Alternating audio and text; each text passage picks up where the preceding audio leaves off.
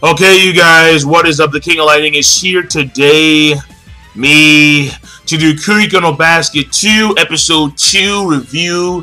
Well, no, 2, because that was 4, so 2. Now, this episode, alright, this episode of Kuroko Basket is very simple, very straightforward. So this review should, by my standards, be simple, quick, and straightforward. Basically, it's the match between, well, it's like a street battle. Street battle. It's a street match between basically Kiyoshi, Kagami, Kuroko, and like the other two freshmen against the two guys from Yosei.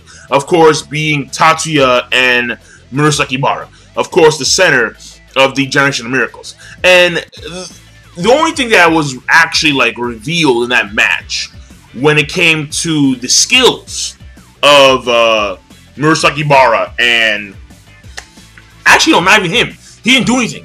He was gonna play defense, but then it started raining heavy. And then Kagami, he was hesitating because he knew that something was off with Murasaki Bara. And even though he got the jump at first, it was obvious that Murasaki Bara wasn't even trying. And that goes though for Kiyoshi. But there is history between him and Kiyoshi, alright? Apparently, when Kiyoshi was back in middle school, he had to guard Murasaki Bara because they're both centers. And, of course, Teiko won because Teiko was Teiko.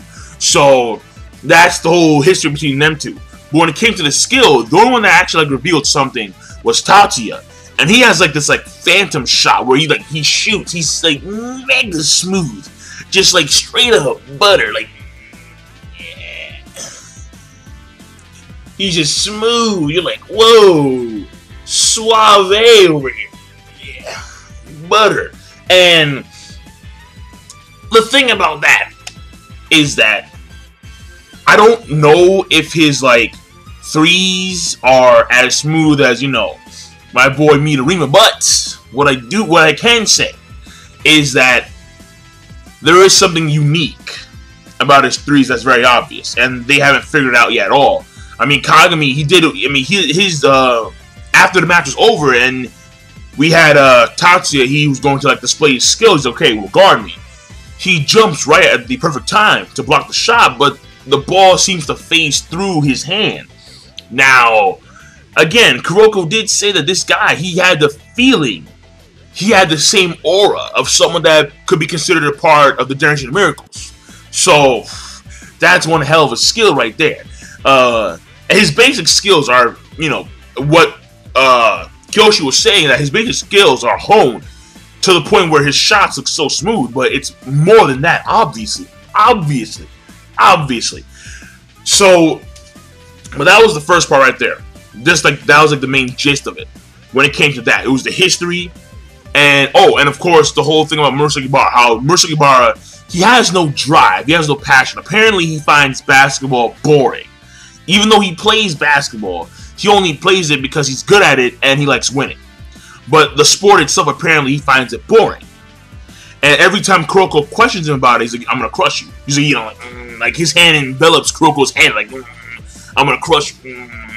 Like David versus Goliath, pretty much. So that's the way it seems, right? At this point in time. Now, we don't know if that's actually the case or not, because you figure that, well, there has to be something passion-wise for Murasaki Bara if he's still playing this sport. He played it for 3 years at Teiko, and he's playing it now in high school. And he already played it in the Inter-High, but he didn't play against Akashi during the finals.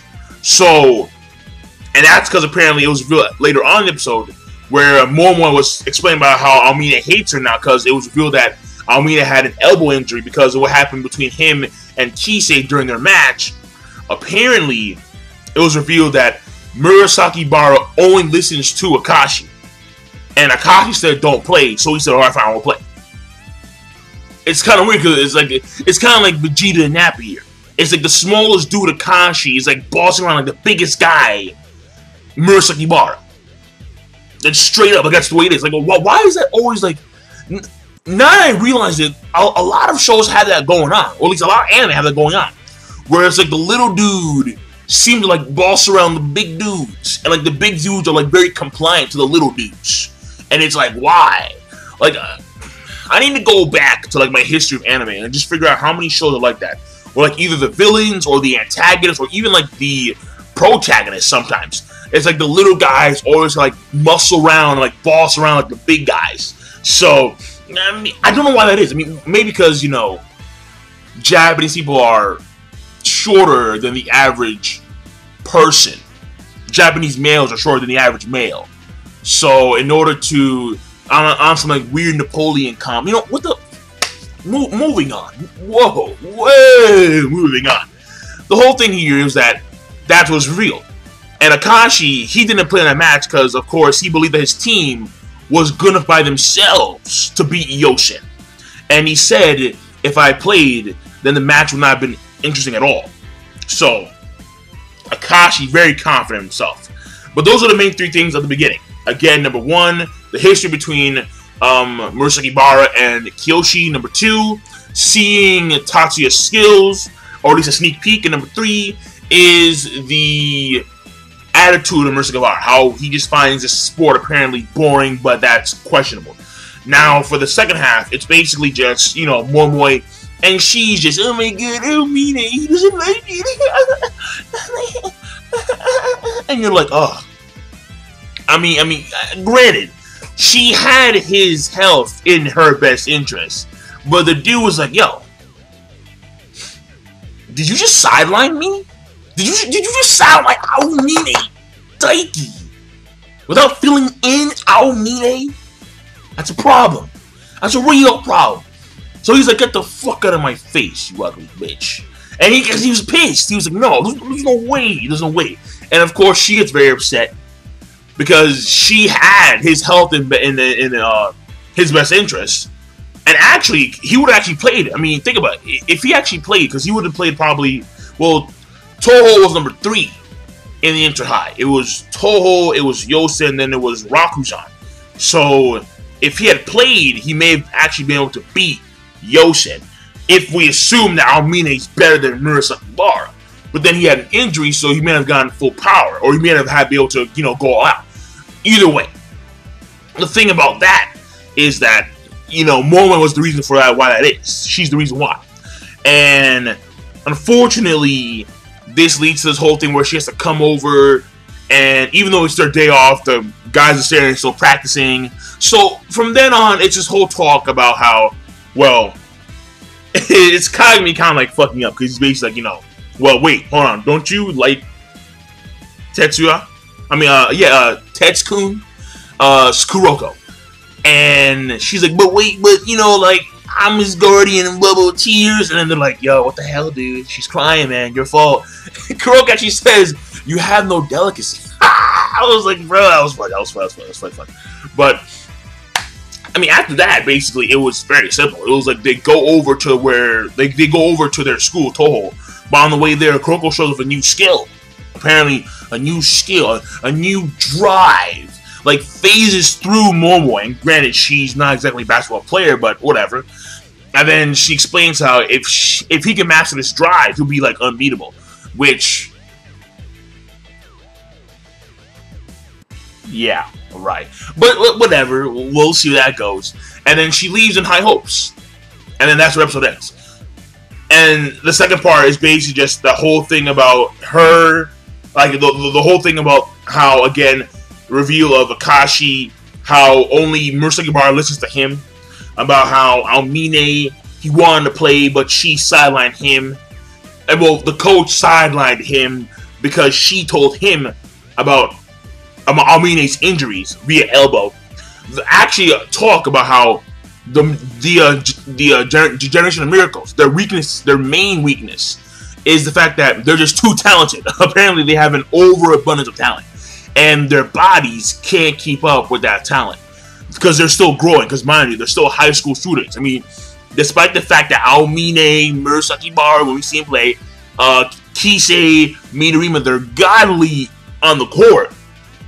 The thing about that is that they're still growing. They're still developing. So they could potentially have a lot more skill later on. Because they're only first-year high school students. They just got out of middle school. It's just that at this point in time, their bodies are still growing. And they still have a ways to go. So that in of itself is horrifying. But then when I think about it, I'm just pointing this out. You take a look at Kisei. He had this injury, or at least like something happened with his leg when it came to his match, and we found out in this episode that Almine had an elbow injury. Now, I don't recall Midorima taking breaks. I don't recall Midorima taking breaks. I'm just saying, man. I think Midorima's good. I think he's. I like Midorima. Fuck. But anyway, so that's number 3 right there. They're the Generation of Miracle's weakness. And then number 4 is Kuroko's new drive. So that's he's still working on it. But again, he's still developing his own skills. So the episode overall, animation as usual, it was good. It was like spectacular. But when it came to certain moments, like of course the Ignite pass, Kyoshi catching it, and in midair he starts to cry because apparently it was actually very painful to catch that pass because he's not used to playing with Kuroko at all. Hasn't played with him in a real match. Hasn't played with him in a real game. But still catches the pass, actually dunks it in right in front of Murasaki Bara. So the animation overall was pretty good. When it came to pacing, it was well structured. I mean, granted, I would like to see. I would have hoped to actually have like a condensed more when it came to the whole crying and the like you have no delicacy. Even though it was funny, they could have condensed it. But overall, the pacing was still fair. It was. And when it came to story progression, there's a little bit. We didn't get to see an actual match between those 2 guys in Yosen against those 3 guys of Seirin. Well, those 5 freshmen, fuck them. Like the shitty guys, like Fukawa and the others. But it's just that they're gonna say that later in an actual game when they have their jerseys on in the winter. So, like they're preparing for that day. So overall, I think it was a solid episode. I'll probably give it like an OK plus. Yeah, because it was solid. Wasn't that monumental, wasn't that great, but overall, still enjoyable. Still got its job done when it came to story progression, and I'll leave it at that. And there was a little bit of character development here with Momo and Kuroko, their relationship, so that was good. So, King Lightning, be sure, of course, rate, comment, and subscribe as always. Peace. Have a nice day.